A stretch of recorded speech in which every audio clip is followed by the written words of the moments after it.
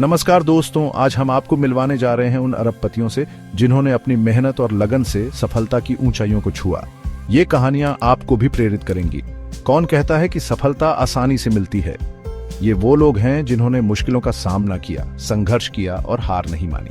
ये कहानियां हैं जुनून की, समर्पण की और एक अटूट विश्वास की।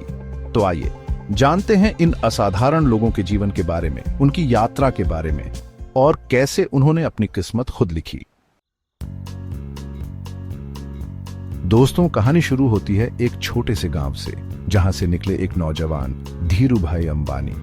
यमन की धरती पर पेट्रोल पंप पर काम करते हुए उनके मन में एक सपना पल रहा था, अपने देश के लिए कुछ कर गुजरने का, हर भारतीय के जीवन को बेहतर बनाने का। और फिर शुरू हुआ उनका संघर्ष।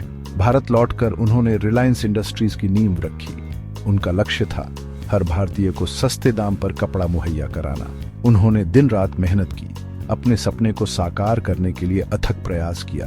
धीरू भाई अंबानी सिर्फ एक उद्योगपति नहीं थे, बल्कि एक दूरदर्शी थे, एक सपने देखने वाले थे, जिन्होंने करोड़ों भारतीयों के लिए सपने देखना सिखाया।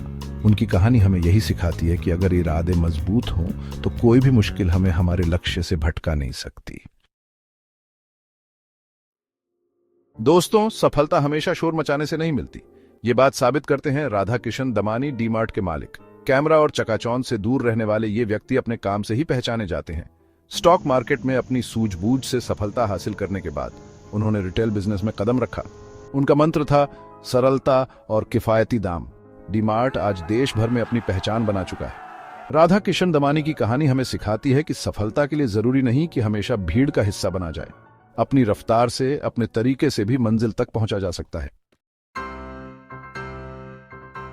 चैप्टर 3, नवीन जिंदल तिरंगे का सिपाही। दोस्तों, ये कहानी है एक ऐसे व्यक्ति की जो सिर्फ एक सफल उद्योगपति ही नहीं, बल्कि एक सच्चे देशभक्त भी थे।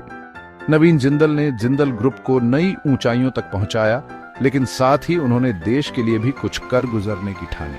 उन्होंने देश के हर नागरिक को तिरंगा फहराने का अधिकार दिलाने के लिए लंबी लड़ाई लड़ी, सुप्रीम कोर्ट तक अपनी बात पहुंचाई और आखिरकार उनकी यह कोशिश रंग लाई। आज हम सभी अपने घरों पर गर्व से तिरंगा फहरा सकते हैं, तो इसके पीछे नवीन जिंदल का ही योगदान है। उनकी कहानी हमें प्रेरित करती है कि हम भी अपने देश के लिए कुछ करें, समाज के लिए कुछ करें, क्योंकि सच्ची सफलता तभी मिलती है जब हम दूसरों के जीवन में भी खुशियां ला पाएं।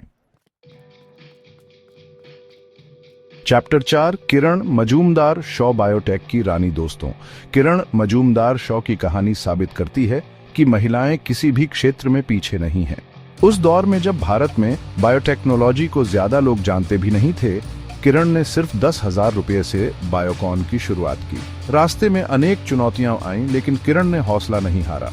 उनकी लगन और मेहनत रंग लाई और आज बायोकॉन दुनिया भर में अपनी पहचान बना चुकी है। किरण मजूमदार शॉ न सिर्फ भारत बल्कि पूरी दुनिया की महिलाओं के लिए प्रेरणा है। उनकी कहानी हमें सिखाती है कि अगर हमारे मन में कुछ कर गुजरने की चाहत हो तो कोई भी मुश्किल हमें रोक नहीं सकती। बस जरूरत है अपने सपनों पर भरोसा करने की और उन्हें पूरा करने के लिए पूरी लगन से जुट जाने की। चैप्टर 5, नारायण मूर्ति, इन्फोसिस का शिल्पकार। दोस्तों, क्या आप यकीन कर सकते हैं कि सिर्फ 10,000 रुपये से शुरू हुई एक कंपनी आज लाखों लोगों को रोजगार दे रही है? जी हां, ये कहानी है नारायण मूर्ति और इन्फोसिस की। अपनी पत्नी से उधार लिए हुए पैसे से उन्होंने इन्फोसिस की नींव रखी। शुरुआती दिनों में उन्हें अनेक कठिनाइयों का सामना करना पड़ा, लेकिन उन्होंने कभी हार नहीं मानी। उनकी मेहनत और लगन रंग लाई और आज इन्फोसिस भारत की सबसे बड़ी आईटी कंपनियों में से एक है। नारायण मूर्ति की कहानी हमें सिखाती है कि सफलता के लिए जरूरी नहीं कि हमारे पास बहुत पैसा हो। अगर हमारे पास एक अच्छा आइडिया है और उसे पूरा करने की लगन है, तो हम जरूर सफल हो सकते हैं। तो दोस्तों, ये थी कुछ प्रेरणादायक कहानियां उन अरबपतियों की जिन्होंने अपनी मेहनत और लगन से सफलता की ऊंचाइयों को छुआ। हमें उम्मीद है कि ये कहानियां आपको भी प्रेरित करेंगी। इन सभी कहानियों में एक बात समान है, वो है कड़ी मेहनत, लगन और अपने सपनों पर अटूट विश्वास। तो आप भी ठान लीजिए कि आपको अपने जीवन में क्या करना है और फिर पूरी शक्ति से उसमें जुट जाइए।